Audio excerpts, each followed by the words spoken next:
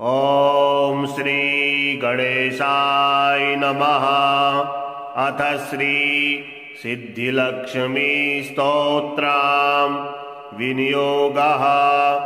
ॐ अस्य श्री सिद्धिलक्ष्मी स्तोत्रस्य हिरण्यगर्भ ऋषिः अनुष्टुप् छन्दः।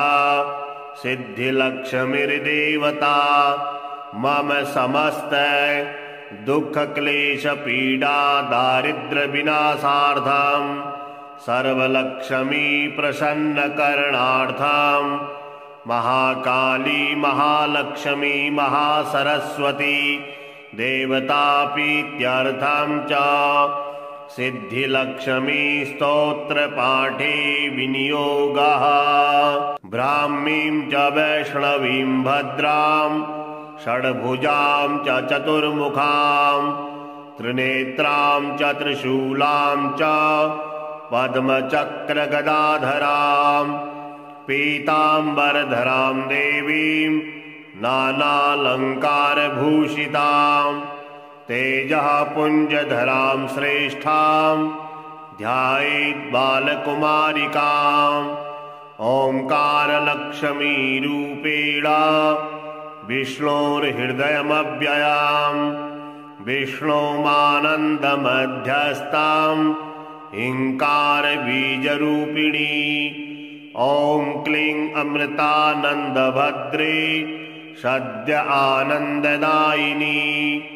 ॐ श्रीं दैत्यभक्षरदां शक्तिमालिनी शत्रुमर्दिनी तेजः प्रकाशिनी देवी वरदा शुभकारिणी। ब्राह्मी च वैष्णवी भद्रा कालिका रक्तशाम्भवी आकार ब्रह्मरूपेण ओंकारं विष्णुमव्ययां सिद्धिलक्ष्मी परालक्ष्मी लक्षलक्ष्मी नमोस्तुते। सूर्यकोटिप्रतीकाशां चन्द्रकोटिसमप्रभां तन्मध्ये निकरे सूक्ष्मां ब्रह्मरूपव्यवस्थिताम्। ओंकार परमानन्दं क्रियते सुखसम्पदा सर्वमङ्गलमाङ्गल्ये शिवे सर्वार्थसाधिके। प्रथमे त्र्यम्बका गौरी द्वितीये वैष्णवी तथा तृतीये कमला प्रोक्ता चतुर्थे सुरसुन्दरी पंचमे विष्णुपत्नी च षष्ठे च वैष्णवी तथा सप्तमे च वरारोहा अष्टमे वरदायिनी नवमे खड्गत्रिशूला दशमे देवदेवता एकादशे सिद्धिलक्ष्मीर्द्वादशे ललितात्मिका। एतत् स्तोत्रं पठन्तस्त्वां स्तुवन्ति भुवि मानवा सर्वोपद्रवमुक्तास्ते नात्र कार्या विचारणा। एकमासं द्विमासं वा त्रिमासं च चतुर्थकं पञ्चमासं च षण्मासं त्रिकालं यः पठेन्नरः ब्राह्मणाः क्लेशतो दुःखा दरिद्राः भयपीडिता जन्मान्तरसहस्रेषु मुच्यन्ते सर्वक्लेशतः। अलक्ष्मीर्लभ्यते लक्ष्मी अपुत्रः पुत्रमुत्तमं धनं यशस्यमायुष्यं वह्नि चौरभयेषु च साकनीभूतबेतालर सर्वव्याधिनिपातिके।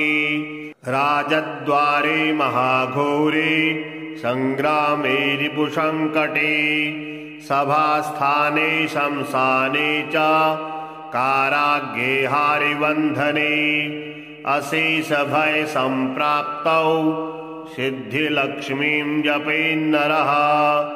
ईश्वरेण कृतं स्तोत्रं प्राणिनां हितकारणं स्तुवन्ति ब्राह्मणः नित्यां दारिद्र्यं न च वर्धते। या श्रीः पद्मवने कदम्बशिखरे राजगृहे कुञ्जरे श्वेते चाश्वयुते वृषे च युगले यज्ञे च युपस्थिते सङ्घे देवकुले नरेन्द्रभवने गङ्गातटे गोकुले सा श्रीस्तिष्ठतु सर्वदा मम गृहे भूयात् सदा निश्चला।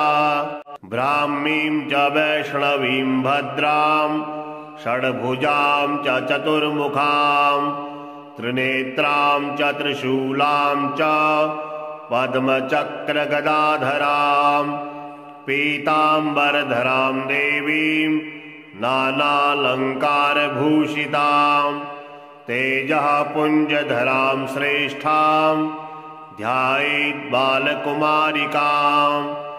ओंकारलक्ष्मीरूपेण विष्णोर्हृदयमव्ययां विष्णोमानन्दमध्यस्थां हिंकारबीजरूपिणी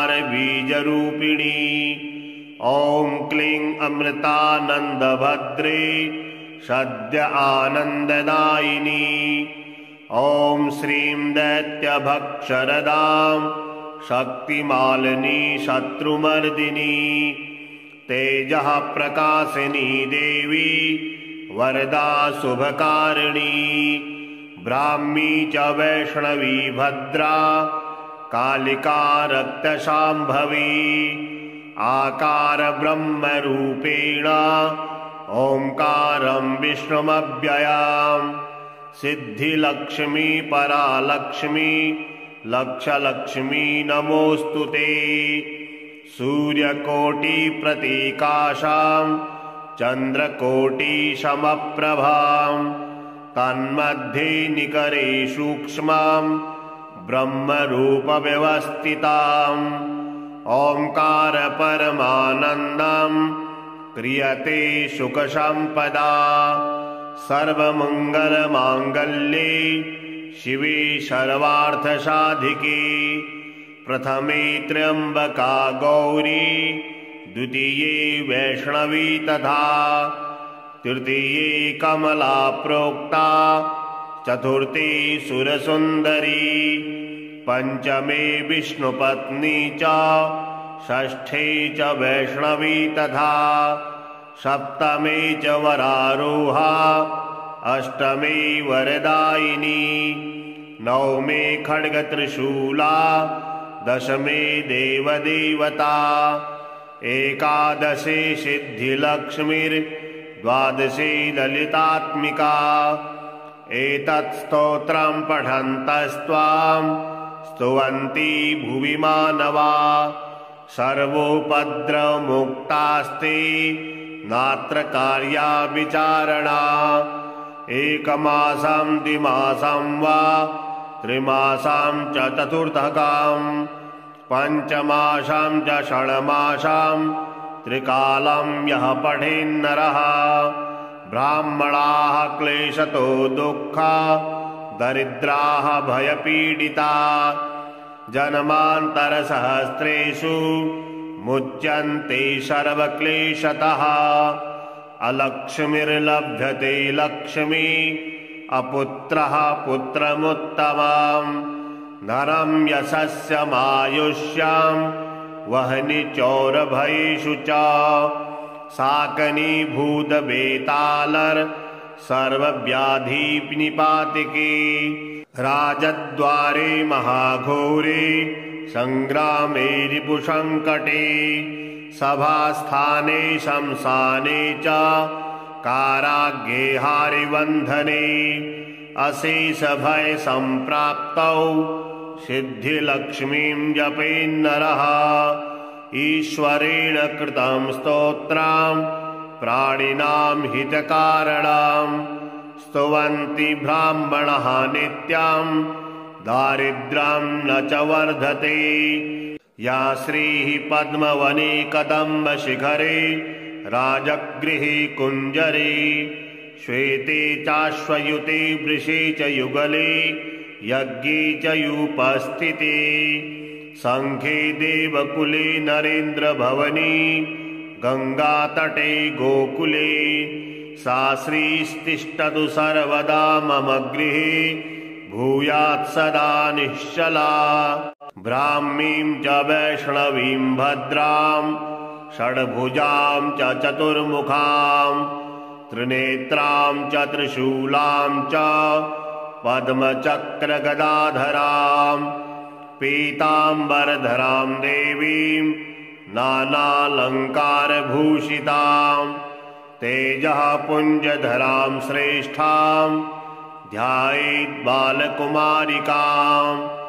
ओंकारलक्ष्मीरूपेण विष्णोर्हृदयमव्ययां विष्णोमानन्दमध्यस्थां हिंकारबीजरूपिणी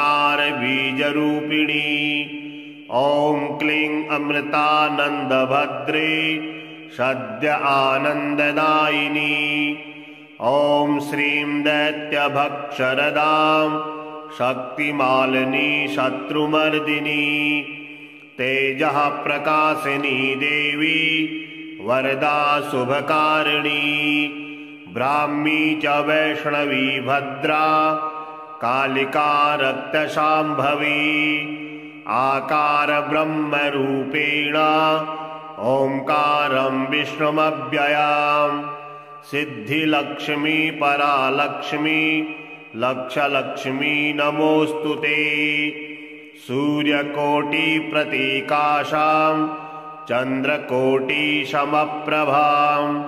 तन्मध्ये निकरे सूक्ष्मां ब्रह्मरूपव्यवस्थिताम् ओंकार परमानन्दं क्रियते सुखसम्पदा सर्वमङ्गलमाङ्गल्ये शिवे सर्वार्थसाधिके प्रथमे त्र्यम्बका गौरी द्वितीये वैष्णवी तथा तृतीये कमला प्रोक्ता चतुर्थी सुरसुन्दरी पंचमे विष्णुपत्नी च षष्ठे च वैष्णवी तथा सप्तमे च वरारोहा अष्टमे वरदायिनी नवमे खड्गत्रिशूला दशमे देवदेवता एकादशे सिद्धिलक्ष्मीर्द्वादशे ललितात्मिका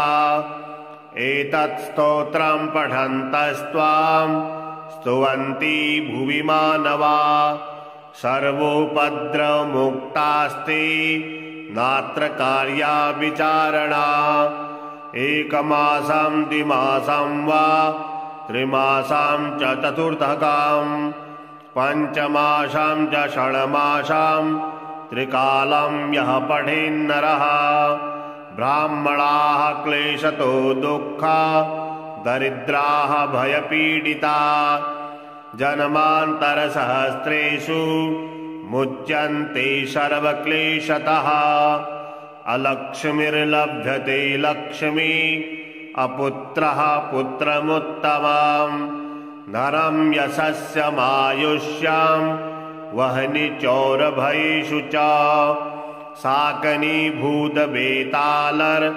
सर्वव्याधिनिपातिके राजद्वारे महाघोरे संग्रामे रिपुसंकटे सभास्थाने शमशाने च काराग्रे हारिबन्धने अशेषभय सम्प्राप्तौ सिद्धिलक्ष्मीं जपेन्नरः ईश्वरेण कृतं स्तोत्रं प्राणिनां हितकारणं स्तुवन्ति ब्राह्मणः नित्यं दारिद्र्यं न च वर्धते या श्रीः पद्मवने कदम्बशिखरे राजगृहे कुञ्जरे श्वेते चाश्वयुते वृषे च युगले यज्ञे च युपस्थिते संखे देवकुले नरेन्द्रभवनी गंगातटे गोकुले सा श्रीस्तिष्ठतु सर्वदा मम गृहे भूयात् सदा निश्चला। ब्राह्मीं च वैष्णवीं भद्रां षड्भुजां च चतुर्मुखां त्रिनेत्रां च त्रिशूलां च पद्मचक्रगदाधरां पीताम्बरधरां देवीं नानालङ्कारभूषितां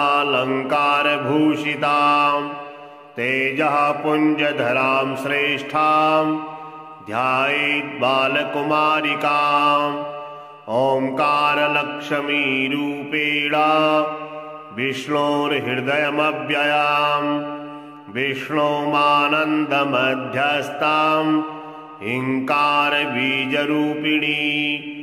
ॐ क्लीं अमृतानन्दभद्रे सद्य आनन्ददायिनी ॐ श्रीं दैत्यभक्षरदां शक्तिमालिनी शत्रुमर्दिनी तेजः प्रकाशिनी देवी वरदा शुभकारिणी ब्राह्मी च वैष्णवी भद्रा कालिका रक्तशाम्भवी आकार ब्रह्मरूपेण ओंकारं विष्णुमव्ययाम् सिद्धिलक्ष्मी परालक्ष्मी लक्षलक्ष्मी नमोऽस्तुते सूर्यकोटिप्रतीकाशां चन्द्रकोटिसमप्रभां तन्मध्ये निकरे सूक्ष्मां ब्रह्मरूपव्यवस्थिताम् ओंकार परमानन्दं क्रियते सुखसम्पदा सर्वमङ्गलमाङ्गल्ये शिवे सर्वार्थसाधिके प्रथमे त्र्यम्बका गौरी द्वितीये वैष्णवी तथा तृतीये कमला प्रोक्ता चतुर्थे सुरसुन्दरी पंचमे विष्णुपत्नी च षष्ठे च वैष्णवी तथा सप्तमे च वरारोहा अष्टमे वरदायिनी नवमे खड्गत्रिशूला दशमे देवदेवता एकादशे सिद्धिलक्ष्मीर्द्वादशे ललितात्मिका एतत् स्तोत्रं पठन्तस्त्वां स्तुवन्ति भुवि मानवा सर्वोपद्रवमुक्तास्ते नात्र कार्या विचारणा एकमासं द्विमासं वा त्रिमासं च चतुर्थकां पञ्चमासं च षण्मासं त्रिकालं यः पठेन्नरः ब्राह्मणाः क्लेशतो दुःखा दरिद्राः भयपीडिता जन्मान्तरसहस्रेषु मुच्यन्ते सर्वक्लेशतः अलक्ष्मीर्लभ्यते लक्ष्मी अपुत्रः पुत्रमुत्तमम् धनं यशस्यमायुष्यं वह्नि चौरभयेषु च साकनीभूतवेतालर सर्वव्याधिनिपातिके राजद्वारे महाघोरे संग्रामे रिपुसंकटे सभास्थाने शमशाने च काराग्रे हारिबन्धने अशेषभय सम्प्राप्तौ सिद्धिलक्ष्मीं जपेन्नरः ईश्वरेण कृतं स्तोत्रं प्राणिनां हितकारणं स्तुवन्ति ब्राह्मणः नित्यं दारिद्र्यं न च वर्धते या श्रीः पद्मवने कदम्बशिखरे राजगृहे कुञ्जरे श्वेते चाश्वयुते वृषे च युगले यज्ञे च युपस्थिते संघे देवकुले नरेन्द्रभवने गंगातटे गोकुले सा श्रीस्तिष्ठतु सर्वदा मम गृहे भूयात् सदा निश्चला ब्राह्मीं च वैष्णवीं भद्रां षड्भुजां च चतुर्मुखां त्रिनेत्रां च त्रिशूलां च पद्मचक्रगदाधरां पीताम्बरधरां देवीं नानालङ्कारभूषितां तेजः पुञ्जधरां श्रेष्ठां ध्यायेत् बालकुमारिकाम् ओंकारलक्ष्मीरूपेण विष्णोर्हृदयमव्ययाम् विष्णोमानन्दमध्यस्थां हिंकारबीजरूपिणी ॐ क्लीं अमृतानन्दभद्रे सद्य आनन्ददायिनी ॐ श्रीं दैत्यभक्षरदां शक्तिमालिनी शत्रुमर्दिनी तेजः प्रकाशिनी देवी वरदा शुभकारिणी ब्राह्मी च वैष्णवी भद्रा कालिका रक्तशाम्भवी आकार ब्रह्मरूपेण ओंकारं विष्णुमव्ययाम् सिद्धिलक्ष्मी परालक्ष्मी लक्षलक्ष्मी नमोऽस्तुते सूर्यकोटिप्रतीकाशां चन्द्रकोटिसमप्रभां तन्मध्ये निकरे सूक्ष्मां ब्रह्मरूपव्यवस्थिताम् ओंकार परमानन्दं क्रियते सुखसम्पदा सर्वमङ्गलमाङ्गल्ये शिवे सर्वार्थसाधिके प्रथमे त्र्यम्बका गौरी द्वितीये वैष्णवी तथा तृतीये कमला प्रोक्ता चतुर्थे सुरसुन्दरी पंचमे विष्णुपत्नी च षष्ठे च वैष्णवी तथा सप्तमे च वरारोहा अष्टमे वरदायिनी नवमे खड्गत्रिशूला दशमे देवदेवता एकादशे सिद्धिलक्ष्मीर्द्वादशे ललितात्मिका एतत् स्तोत्रं पठन्तस्त्वां स्तुवन्ति भुवि मानवा सर्वोपद्रवमुक्तास्ते नात्र कार्या विचारणा एकमासं द्विमासं वा त्रिमासं च चतुर्थकं पञ्चमासं च षण्मासं त्रिकालं यः पठेन्नरः ब्राह्मणाः क्लेशतो दुःखा दरिद्राः भयपीडिता जन्मान्तरसहस्रेषु मुच्यन्ते सर्वक्लेशतः अलक्ष्मीर्लभ्यते लक्ष्मी अपुत्रः पुत्रमुत्तमम् धनं यशस्यमायुष्यं वह्निचौरभयेषु च साकनीभूतवेतालर सर्वव्याधिनिपातिके राजद्वारे महाघोरे संग्रामे रिपुसंकटे सभास्थाने शमशाने च काराग्रे हारिबन्धने अशेषभय सम्प्राप्तौ सिद्धिलक्ष्मीं जपेन्नरः ईश्वरेण कृतं स्तोत्रं प्राणिनां हितकारणं स्तुवन्ति ब्राह्मणः नित्यं दारिद्र्यं न च वर्धते या श्रीः पद्मवने कदम्बशिखरे राजगृहे कुञ्जरे श्वेते चाश्वयुते वृषे च युगले यज्ञे च युपस्थिते संघे देवकुले नरेन्द्रभवने गंगातटे गोकुले सा श्रीस्तिष्ठतु सर्वदा मम गृहे भूयात् सदा निश्चला ब्राह्मीं च वैष्णवीं भद्रां षड्भुजां च चतुर्मुखां त्रिनेत्रां च त्रिशूलां च पद्मचक्रगदाधरां पीताम्बरधरां देवीं नानालङ्कारभूषितां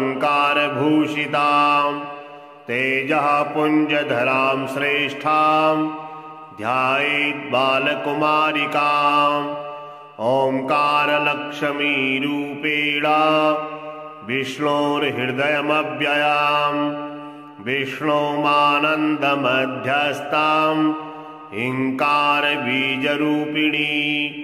ॐ क्लीं अमृतानन्दभद्रे सद्य आनन्ददायिनी। ॐ श्रीं दैत्यभक्षरदां शक्तिमालिनी शत्रुमर्दिनी। तेजः प्रकाशिनी देवी वरदा शुभकारिणी। ब्राह्मी च वैष्णवी भद्रा कालिका रक्तशाम्भवी। आकार ब्रह्मरूपेण ओंकारं विष्णुमव्ययाम्। सिद्धिलक्ष्मी परालक्ष्मी लक्षलक्ष्मी नमोऽस्तुते। सूर्यकोटिप्रतीकाशां चन्द्रकोटिसमप्रभां तन्मध्ये निकरे सूक्ष्मां ब्रह्मरूपव्यवस्थिताम्। ओंकार परमानन्दं क्रियते सुखसम्पदा। सर्वमङ्गलमाङ्गल्ये शिवे सर्वार्थसाधिके। प्रथमे त्र्यम्बका गौरी द्वितीये वैष्णवी तथा तृतीये कमला प्रोक्ता चतुर्थे सुरसुन्दरी। पंचमे विष्णुपत्नी च षष्ठे च वैष्णवी तथा सप्तमे च वरारोहा अष्टमे वरदायिनी। नवमे खड्गत्रिशूला दशमे देवदेवता। एकादशे सिद्धिलक्ष्मीर्द्वादशे ललितात्मिका। एतत् स्तोत्रं पठन्तस्त्वां स्तुवन्ति भुवि मानवा। सर्वोपद्रवमुक्तास्ते नात्र कार्या विचारणा। एकमासं द्विमासं वा त्रिमासं च चतुर्थकं पञ्चमासं च षण्मासं त्रिकालं यः पठेन्नरः। ब्राह्मणाः क्लेशतो दुःखा दरिद्राः भयपीडिता। जन्मान्तरसहस्रेषु मुच्यन्ते सर्वक्लेशतः। अलक्ष्मीर्लभ्यते लक्ष्मी अपुत्रः पुत्रमुत्तमम्। धनं यशस्यमायुष्यं वह्नि चौरभयेषु च। साकनीभूतवेतालर सर्वव्याधिनिपातिके। राजद्वारे महाघोरे संग्रामे रिपुसङ्कटे। सभास्थाने शमशाने च काराग्रे हारिबन्धने। अशेषभय सम्प्राप्तौ सिद्धिलक्ष्मीं जपेन्नरः। ईश्वरेण कृतं स्तोत्रं प्राणिनां हितकारणं। स्तुवन्ति ब्राह्मणः नित्यं दारिद्र्यं न च वर्धते। या श्रीः पद्मवने कदम्बशिखरे राजगृहे कुञ्जरे। श्वेते चाश्वयुते वृषे च युगले यज्ञे च युपस्थिते। संघे देवकुले नरेन्द्रभवने गङ्गातटे गोकुले। सा श्रीस्तिष्ठतु सर्वदा मम गृहे भूयात् सदा निश्चला। ब्राह्मीं च वैष्णवीं भद्रां षड्भुजां च चतुर्मुखां त्रिनेत्रां च त्रिशूलां च पद्मचक्रगदाधरां। पीताम्बरधरां देवीं नानालङ्कारभूषितां। तेजः पुञ्जधरां श्रेष्ठां ध्यायेत् बालकुमारिकाम्। ओंकारलक्ष्मीरूपेण विष्णोर्हृदयमव्ययाम्। विष्णोमानन्दमध्यस्थां हिंकारबीजरूपिणी। ॐ क्लीं अमृतानन्दभद्रे सद्य आनन्ददायिनी। ॐ श्रीं दैत्यभक्षरदां शक्तिमालिनी शत्रुमर्दिनी तेजः प्रकाशिनी देवी वरदा शुभकारिणी ब्राह्मी च वैष्णवी भद्रा कालिका रक्तशाम्भवी आकार ब्रह्मरूपेण ओंकारं विष्णुमव्ययां सिद्धिलक्ष्मी परालक्ष्मी लक्षलक्ष्मी नमोस्तुते सूर्यकोटिप्रतीकाशां चन्द्रकोटिसमप्रभां तन्मध्ये निकरे सूक्ष्मां ब्रह्मरूपव्यवस्थिताम् ओंकार परमानन्दं क्रियते सुखसम्पदा सर्वमङ्गलमाङ्गल्ये शिवे सर्वार्थसाधिके प्रथमे त्र्यम्बका गौरी द्वितीये वैष्णवी तथा तृतीये कमला प्रोक्ता चतुर्थी सुरसुन्दरी पंचमे विष्णुपत्नी च षष्ठे च वैष्णवी तथा सप्तमे च वरारोहा अष्टमे वरदायिनी नवमे खड्गत्रिशूला दशमे देवदेवता एकादशे सिद्धिलक्ष्मीर्द्वादशे ललितात्मिका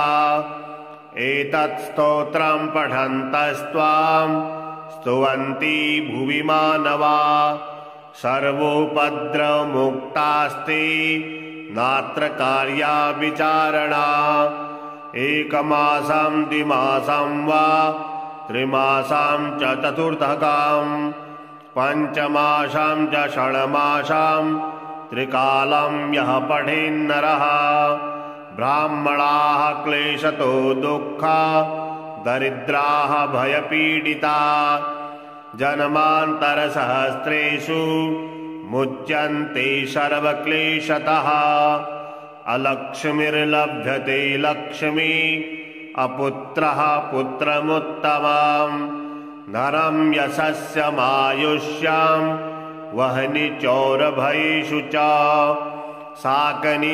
साकनीभूतवेतालर सर्वव्याधिनिपातिके राजद्वारे महाघोरे संग्रामे रिपुसंकटे सभास्थाने शमशाने च काराग्रे हारिबन्धने अशेषभय सम्प्राप्तौ सिद्धिलक्ष्मीं जपेन्नरः ईश्वरेण कृतं स्तोत्रं प्राणिनां हितकारणं स्तुवन्ति ब्राह्मणः नित्यं दारिद्र्यं न च वर्धते या श्रीः पद्मवने कदम्बशिखरे राजगृहे कुञ्जरे श्वेते चाश्वयुते वृषे च युगले यज्ञे च युपस्थिते संघे देवकुले नरेन्द्रभवने गंगातटे गोकुले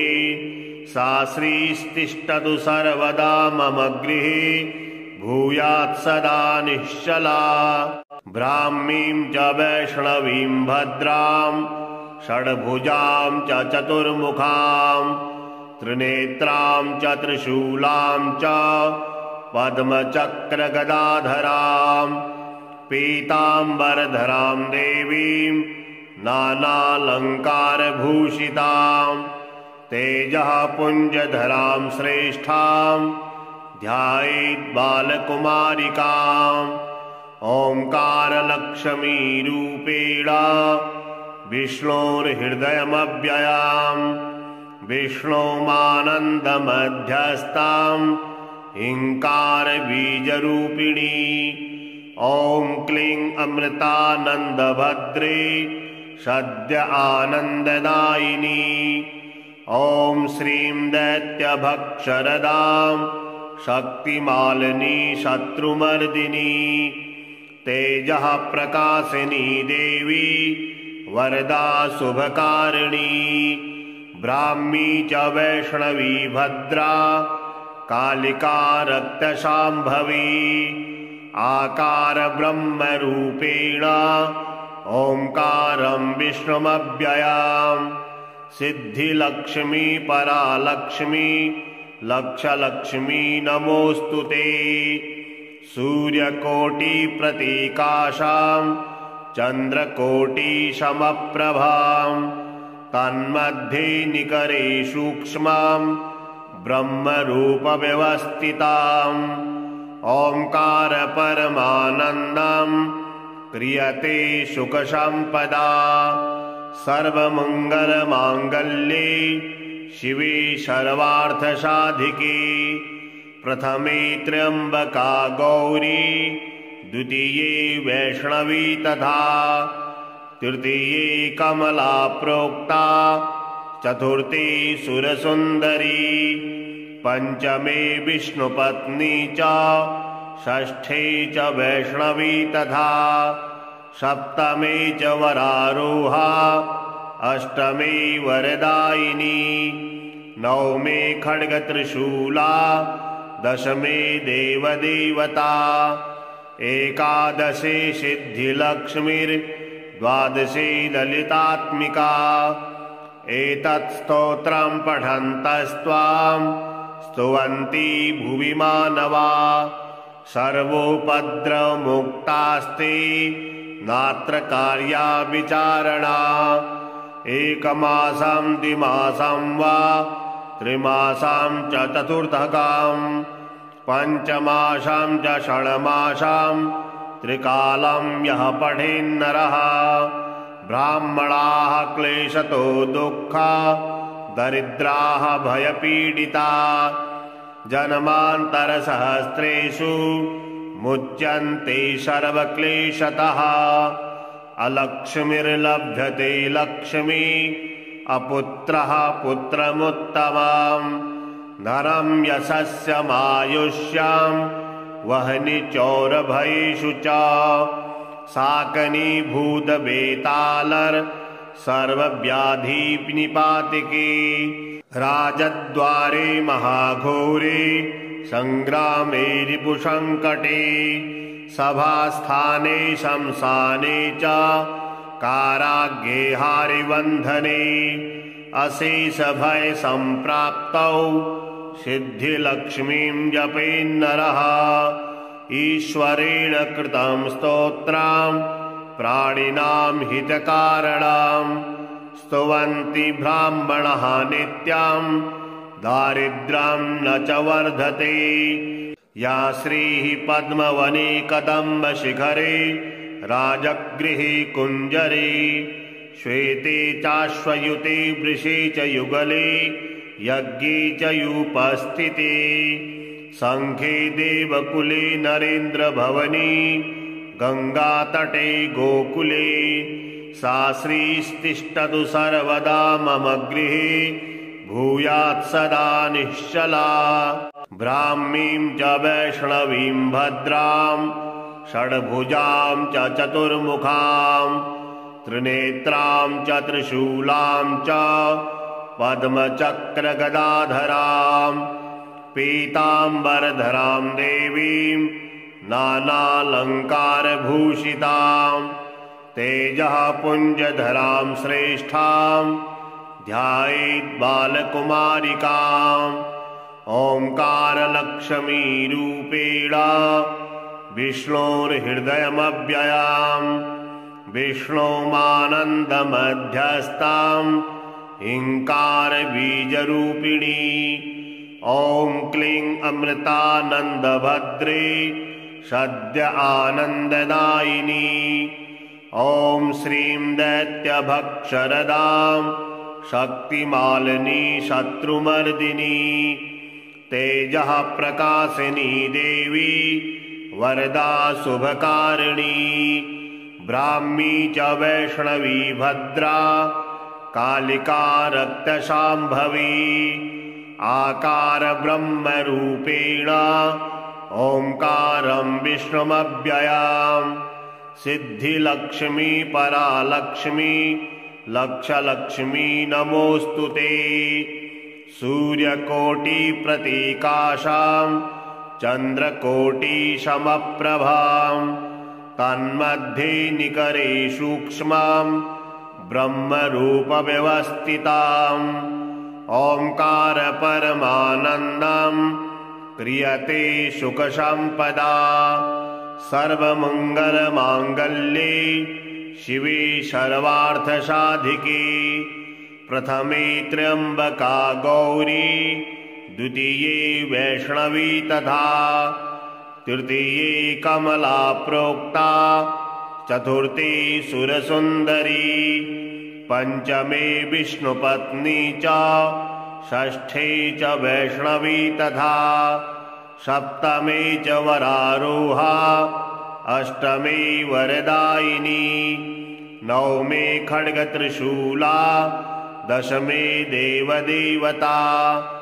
एकादशे सिद्धिलक्ष्मीर्द्वादशे ललितात्मिका एतत् स्तोत्रं पठन्तस्त्वां स्तुवन्ति भुवि मानवा सर्वोपद्रवमुक्तास्ते नात्र कार्या विचारणा एकमासं द्विमासं वा त्रिमासं च चतुर्थकां पञ्चमासं च षण्मासं त्रिकालं यः पठेन्नरः ब्राह्मणाः क्लेशतो दुःखा दरिद्राः भयपीडिता जन्मान्तरसहस्रेषु मुच्यन्ते सर्वक्लेशतः अलक्ष्मीर्लभ्यते लक्ष्मी अपुत्रः पुत्रमुत्तमम् धनं यशस्यमायुष्यं वह्नि चौरभयेषु च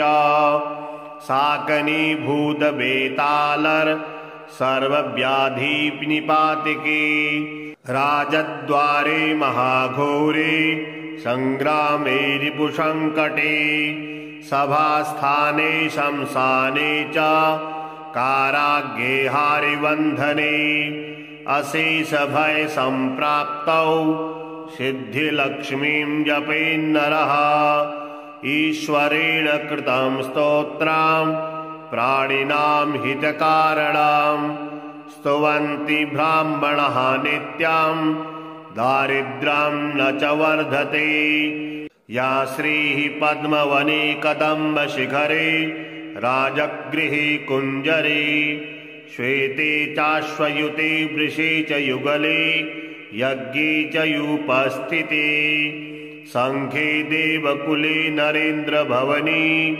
गङ्गातटे गोकुले सा श्रीस्तिष्ठतु सर्वदा मम गृहे भूयात् सदा निश्चला।